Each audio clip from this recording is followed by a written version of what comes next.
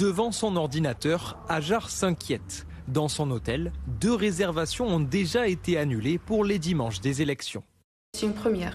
Il y a des gens qui appellent ou qui annulent directement en ligne. Ils ont le droit d'annuler 72 heures avant, sans frais, sans rien du tout.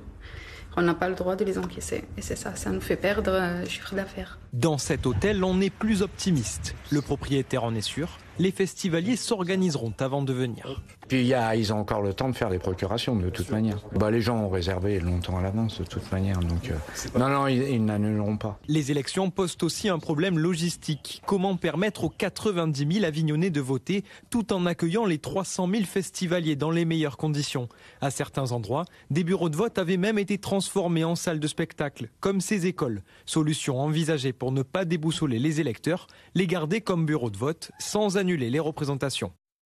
Objectif de la direction, assurer la bonne tenue du festival sans lui faire perdre son essence, quels que soient les résultats des élections. Moi je ne fais pas de politique fiction et c'est notre responsabilité d'organisateur de festival de faire en sorte que ce festival débute le 29 juin dans les meilleures conditions possibles, je dirais en dépit du contexte.